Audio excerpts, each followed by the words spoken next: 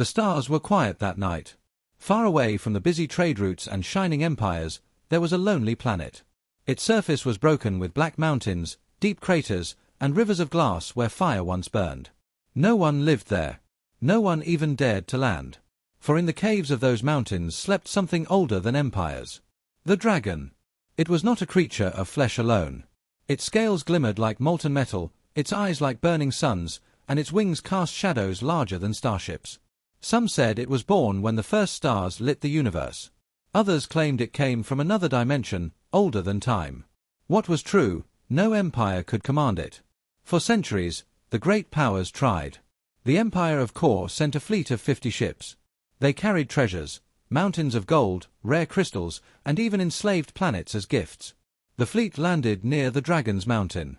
They built a throne of riches and begged the dragon to serve their emperor. The dragon opened one eye.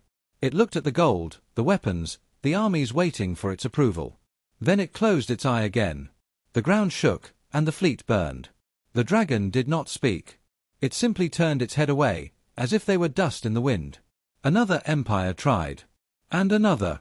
They offered weapons that could shatter moons, machines that bent space, even eternal worship. But the dragon never accepted. Tribute after tribute turned to ash. War after war ended in flames. The dragon spurned every gift, every promise, every empire. And so, the galaxy began to fear. Legends spread. "Do not go near the forgotten planet," the traders whispered. "Do not seek the dragon. It cannot be bought. It cannot be tamed." Children of far-off colonies drew its shape in the sand, wide wings and burning eyes. Priests called it a demon. Soldiers called it a god. Yet the dragon remained silent, alone on its dark world. No one knew why it rejected them all. But the truth was simple. The dragon had seen enough greed, enough conquest, enough lies. Empires came only with pride and chains, never with honesty. The dragon wanted no throne, no power, no empire. It wanted something else, something the galaxy had long forgotten. And then, one day, fate brought something different. It was not a fleet. It was not an army. It was not treasure. It was a single, broken ship. The vessel tore through the planet's thin atmosphere, fire trailing behind its hull. It was small, too small to belong to any empire. Sparks burst from its engines as it crashed into the rocky surface, carving a path of smoke and shattered stone. Finally, it slid to a stop at the foot of the Dragon's Mountain.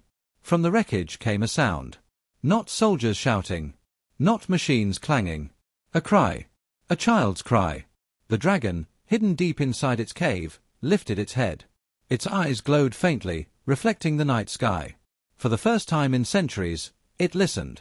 The child stumbled out of the broken ship, coughing from smoke, clutching a small pack against her chest. She was no more than 8 years old. Her clothes were torn, her face streaked with dirt, but her eyes were wide with fear and wonder. She looked up at the mountain. She did not know what lived there. She only knew she was alone. The dragon watched in silence. Its claws dug into the stone floor of its lair. Empires had come with fleets, with riches, with demands. This child came with nothing.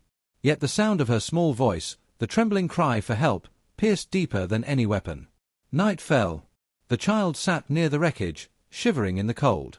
She had no fire, no food. She whispered softly, as if to the stars, "Please, someone, help me." The dragon closed its eyes again. For a long time, it did not move. But deep inside, something stirred. A memory of a world long gone, of voices that were not greedy, not cruel, but kind. The dragon had buried those memories for ages. Now, the child's voice brought them back like embers glowing under ash. Hours passed. The child grew weaker. At last, she lay down on the ground, too tired to cry. Above her, 2 enormous eyes opened in the dark mountain. They burned like twin suns, watching her with a gaze that could crush empires. The ground trembled as the dragon moved. Slowly, carefully, it stretched its wings. The mountains shook as its massive body emerged from the cave. The air grew hot as fire rippled beneath its scales. The child, half asleep, felt the earthquake beneath her. She opened her eyes. And saw it. A shape so vast it blotted out the stars. A beast with eyes of fire and teeth like blades. Its shadow covered her tiny body. She froze, too scared to scream. The dragon lowered its head, its breath warm as a furnace. Its eyes studied her, not with hunger, not with rage, but with something else. Something the empires never saw. The child whispered, trembling, "Ah, are you going to eat me?" The dragon said nothing. Its silence was heavier than thunder. Yet, after a long pause, it pulled back. Its claws scraped against stone, leaving marks as old as history. The dragon turned away, vanishing back into the mountain's darkness. The child sat alone again. But when morning came, she woke to find something near her side. A pile of strange glowing fruit, still warm as if taken from deep volcanic forests. She blinked in surprise. She looked up at the mountain. And though the dragon never spoke, she whispered anyway. "Thank you." The dragon, hidden in its lair, closed its burning eyes. And for the first time in ages, it did not feel alone. The nights on the forgotten planet were cold and endless. Stars shone like knives in the sky, but there was no warmth. Only silence, only shadows. Yet, in that silence, something had changed. The dragon no longer slept. It watched. From high inside its mountain cave, the dragon's golden eyes followed the small human child. Every step she took, every whisper she made, echoed in the dragon's mind. It had turned away from empires, burned their fleets, destroyed their tributes without care. But this child, it could not ignore her. The girl's name was Lyra. The dragon learned this when she whispered it to herself at night, as if reminding the stars she still existed. "My name is Lyra. I am still here." She was weak, but she was clever. She fixed what little remained of her ship. She searched the rocky ground for water. She held tight to a small charm around her neck, something shaped like a flower, carved from simple wood. It was all she had left. The dragon saw her struggle. It had not meant to leave food for her, but its claws had dropped the glowing fruit outside the cave, almost by accident. Or so it told itself. Yet, when Lyra ate and whispered her soft "thank you," the dragon had felt something stir within, something it could not name. And so it began again. Each night, when Lyra was too tired to watch, the dragon placed more food near her. Strange fruits, roots from deep caves, clean water gathered from hidden springs. She never saw the dragon bring them, but every morning she smiled when she found them. To her, it was like a guardian spirit. To the dragon, it was a secret it could not explain. Still, the galaxy was not silent forever. Far above, ships crossed the black skies. One belonged to the Avaran Empire. They had heard rumors again, that the dragon still lived, that it might be tricked or forced into serving them. And so, they came. The dragon knew. It always knew. Lyra was gathering wood near her broken ship when the ground shook. She looked up and gasped. A massive shadow fell across the sky. A ship. No, a fortress in the sky. Its lights burned red, its engines roared like thunder. Soldiers in silver armor descended with machines that crawled over the rocks. By order of the Avaran throne, one soldier shouted into the wind, "The beast of this planet shall kneel before us." They did not see Lyra. She was too small, too quiet, hiding behind a stone. She trembled, afraid, but also curious. She had never seen soldiers before. The dragon saw everything. Inside its mountain, fire rose in its chest. Its wings shifted, sending dust falling like rain. But it did not rush out. Not yet. The soldiers built a great platform. They placed gifts upon it, gold, machines, weapons, a banner of their empire. They lit torches, sending smoke into the sky. Then they called again, voices proud and sharp. "Dragon of the forgotten planet, accept our tribute. Serve the Avaran throne, and rule worlds under our banner." Their voices echoed against the mountains. And still the dragon stayed silent. Lyra watched, hidden, her small heart pounding. She thought of the glowing fruit, the water, the kindness in the dark. She did not believe the dragon wanted such gifts. She did not believe it needed them at all. The soldiers waited. Hours passed. Then anger filled their voices. "Do you reject us, beast? Do you insult the Avaran throne?" Their machines fired into the air, cannons shaking the ground. The mountain cracked. Smoke rose. Lyra covered her ears and closed her eyes. And then, silence. When she opened them, she saw fire. It poured from the mountain like a river of light, swallowing the machines, burning the banners, turning the tribute to ash. The dragon rose with a roar that split the sky. Its wings tore the air, its claws shattered stone, its eyes burned brighter than suns. The soldiers screamed. Their machines melted. The ship above trembled as the dragon's fire licked its hull. The Empire had been answered. But Lyra did not scream. She watched in awe. The fire reflected in her small eyes, yet she did not see a monster. She saw a guardian. When the last soldier fled and the sky grew dark again, the dragon landed on the rocks. Smoke curled from its jaws. The ground glowed where its fire had touched. Lyra stepped out from her hiding place. Her voice was small, almost lost in the wind. You're not a monster." The dragon froze. Its massive head turned, one golden eye focusing on her tiny figure. The empires had called it demon, terror, god of destruction. Yet this child, fragile and trembling, saw something else. The dragon's chest rumbled. Not a roar. Not a growl. Something quieter. Something like confusion. Lyra smiled, just a little. "Thank you." The dragon blinked slowly. It turned away, wings folding, and vanished back into the shadows of the mountain. But deep inside its ancient heart, a spark glowed. It was not anger. It was not pride. It was something forgotten. And it had begun to wake. The smoke of the Avaran fleet still lingered in the skies. Broken machines lay like bones across the black rocks. Yet the galaxy never stayed quiet for long. News of the dragon's defiance spread faster than light. In the courts of empires, rulers slammed their fists against crystal tables. "The beast has rejected us again," one emperor shouted. "It dares destroy our fleets as if we are nothing." The empires feared the dragon, yes, but fear often grows into anger. And anger grows into wrath. The Drakari Dominion gathered a war council. They showed maps of the forgotten planet, lines of fleets, weapons that could pierce stars.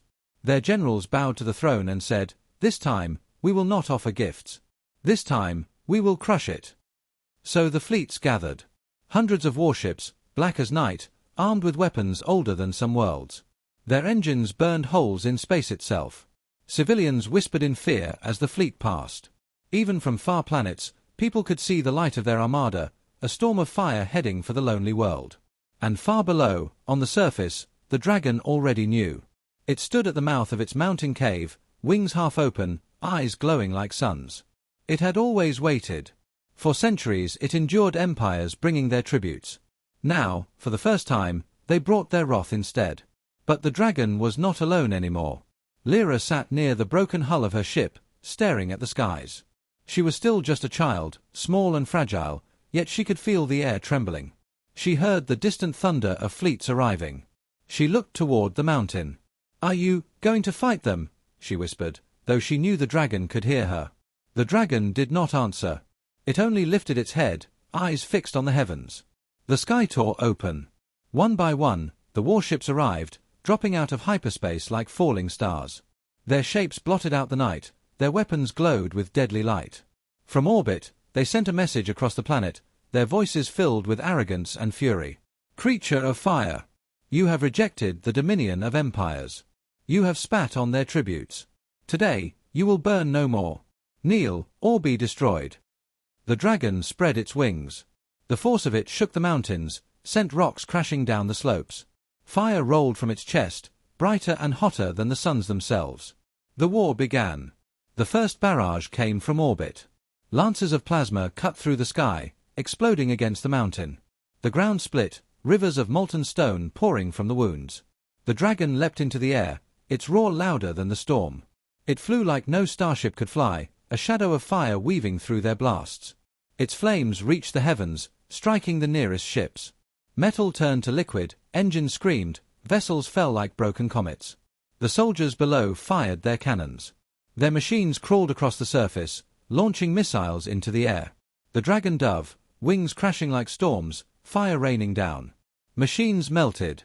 Soldiers fled, their screams echoing through the craters. From her hiding place, Lyra watched everything. Her small hand shook, but her eyes never closed. She saw the fire, the fury, the endless fleets raining destruction. But she also saw something the soldiers could not see. The dragon was not fighting for power. It was not fighting for conquest. It was simply refusing to bow. The battle raged for hours. The sky itself seemed to split apart. Warships fell burning into the mountains. The dragon's roars carried across the world. Still, the empires fought, desperate to prove their strength. At last, silence fell. Smoke choked the air, the ground glowed with heat, and the skies were littered with broken stars. The surviving ships pulled back, their courage shattered. The armada was broken. The Dominion's pride lay in ruins. On the rocks below, Lyra stumbled from her hiding place. She looked up. The dragon landed before her, its massive body scorched, its scales cracked, smoke still rising from its wings. She should have been terrified. Any child would have run. But instead, she walked closer. Her voice trembled, but she spoke. "You're not a monster. I saw what you did. You could have destroyed everything. But you only fought those who attacked you." The dragon lowered its head, one golden eye staring at her. In that reflection, she did not see a god or a demon. She saw a lonely being, ancient and weary, standing against the greed of countless empires. Lyra smiled, weak but true. "You're protecting me, aren't you?" The dragon's chest rumbled. Not a roar. Not anger. Something softer. For centuries, it had burned fleets without a word. For centuries, it had turned away all who came. But now, for the first time, it allowed a human child to speak truth into its silence. And deep inside, the dragon knew. It was no longer fighting alone. The forgotten planet was quiet again. The war fleets were gone, their wreckage floating in orbit like broken teeth. Smoke drifted above the mountains, glowing red from the dragon's fire. But within the silence, something had changed. The dragon no longer hid deep in the cave. It sat at the mountain's edge, its golden eyes fixed on the sky. Its wings rested heavy against the ground, scarred from battle, yet strong as ever. For the first time in centuries, it did not sit in solitude. Because the child stayed. Lyra had not run, not even when the heavens burned. She remained near the dragon's mountain, repairing her broken ship, gathering food, and whispering stories into the night. At first, she spoke to herself, her voice quiet and shy. But slowly, she began to speak to the shadows of the cave, where she knew the dragon listened. She told the stars about her home, a small colony on the edge of nowhere. She told of her mother's cooking, her father's laugh, the fields of glass flowers that glowed in the wind. She told of how pirates attacked her ship, how she escaped in a pod, and how fate threw her onto this cursed world. The dragon listened. Always in silence. Always unseen. Until one night. The fire crackled weakly beside Lyra. She hugged her knees, her eyes heavy with sleep, and whispered, "I wish I wasn't alone." A sound came. Not the crackle of fire. Not the wind. A deep, rolling voice, ancient and broken from centuries of silence. "You are not." Lyra gasped.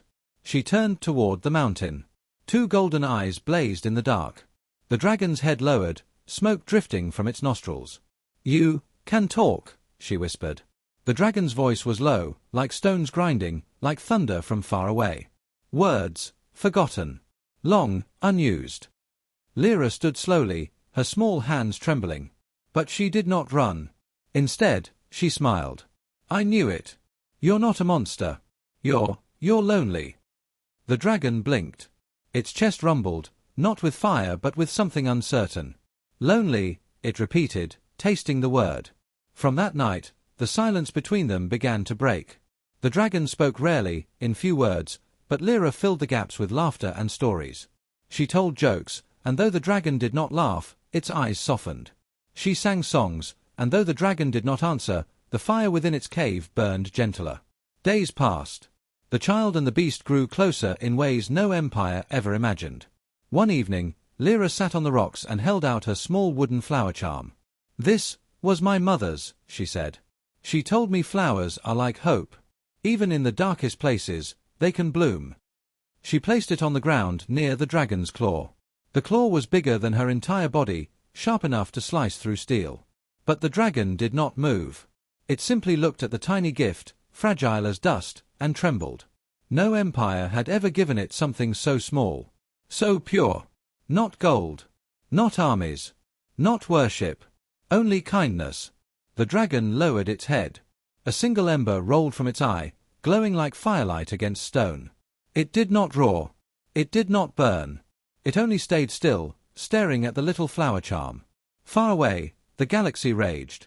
The empires spread their fear. They told their people, "The dragon has grown dangerous. It rejects tribute. It destroys fleets. It whispers with humans. It is a threat to all." Priests cursed its name in temples. Commanders sharpened their blades.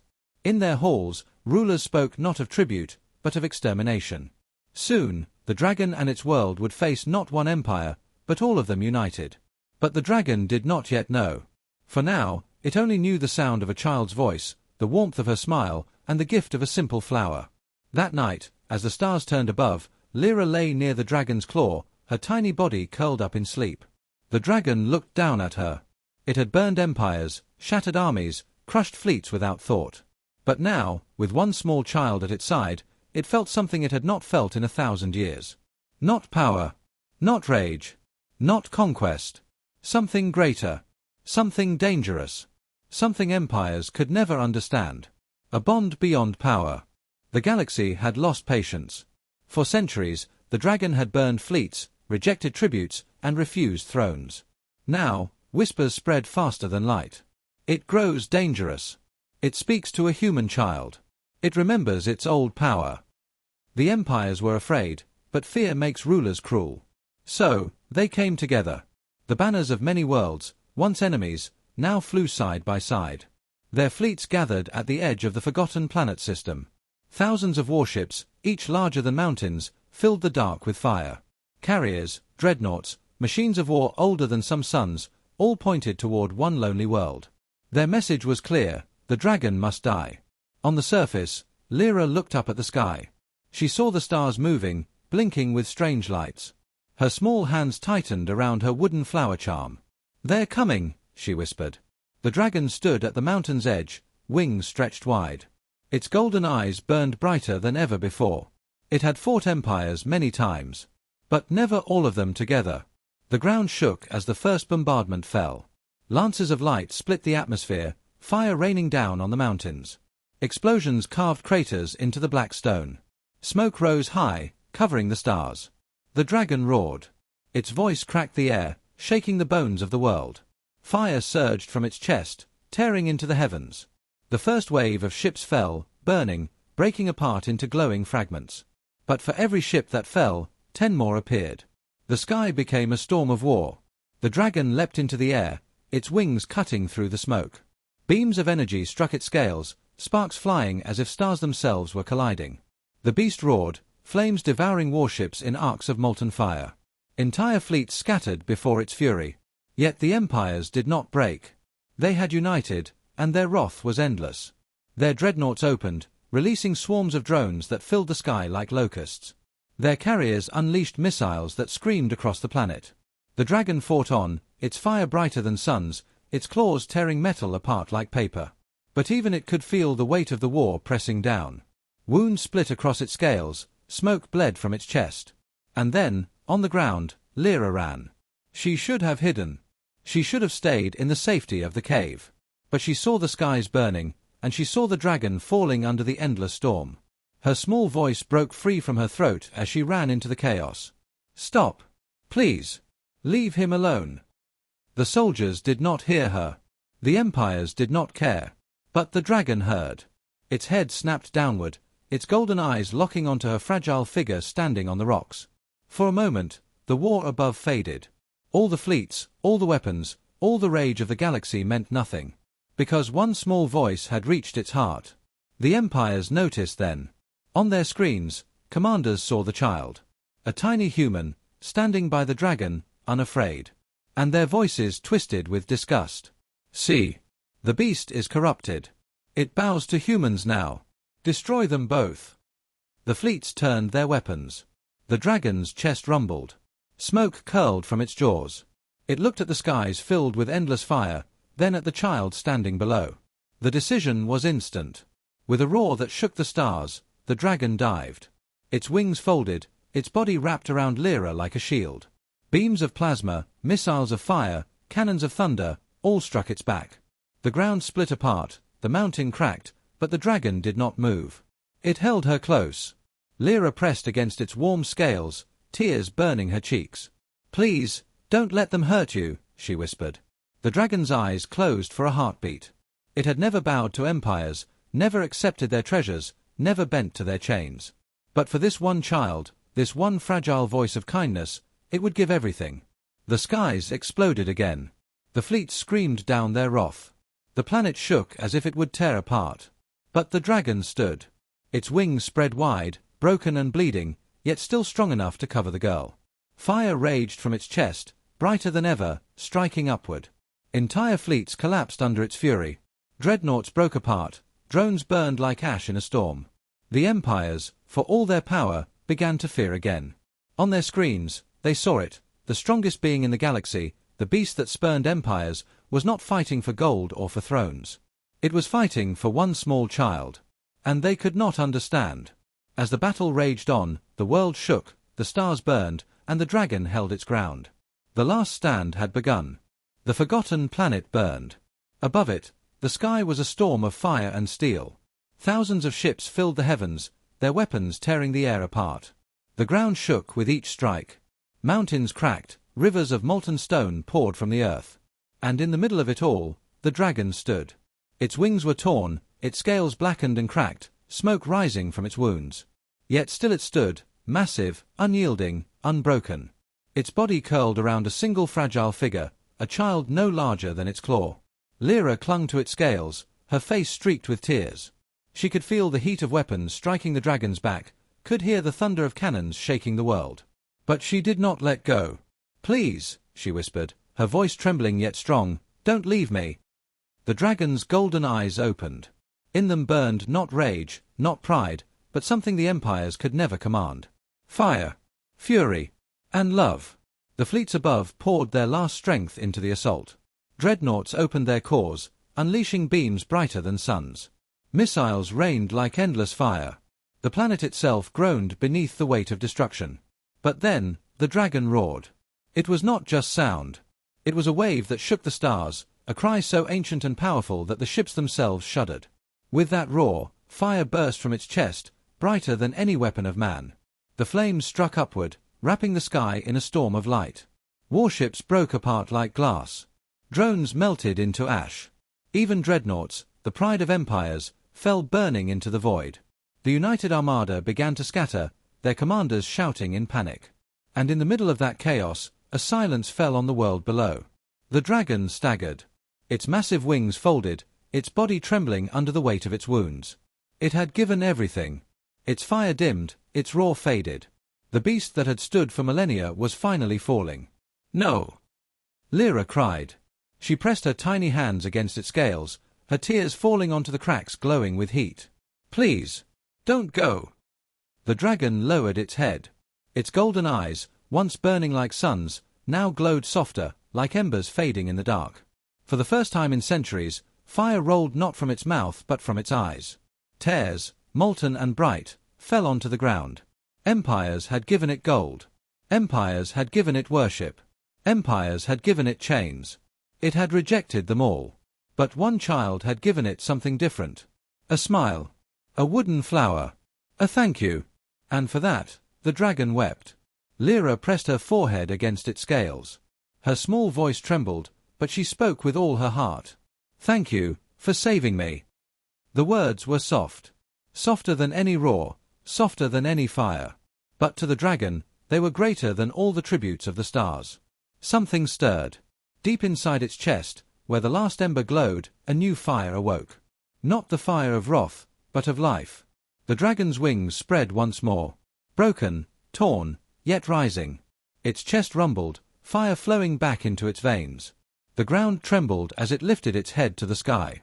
The fleets above faltered. Their commanders, watching through shattered screens, saw something they could not explain. The dragon was not kneeling.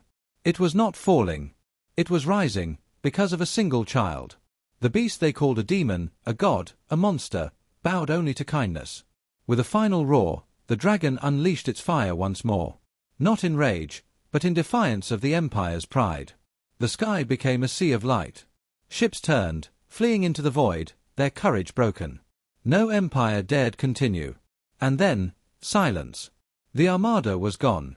The stars returned, shining above the wounded world. The forgotten planet was scarred, its mountains split, its skies heavy with smoke. But it still stood. The dragon lowered itself beside the child. It curled its wings gently, forming a shelter against the falling ash. Its eyes met hers. "You saved me," the dragon rumbled, its voice low but steady. Lyra shook her head, smiling through her tears. No, you saved me. The dragon bowed its head. For the first time in countless ages, it bowed, not to thrones, not to empires, not to power, but to a child's thank you. And in the centuries that followed, stories spread across the stars. Not of the dragon that burned fleets, not of the dragon that spurned tributes, but of the dragon that wept at kindness, the dragon that stood against empires, the dragon that remembered what it meant to be more than power. Children on distant worlds whispered the tale. Priests rewrote their songs. Soldiers laid down their weapons when they remembered the story. And every telling carried the same truth: that the strongest being in the stars did not kneel to empires. It bowed only to love.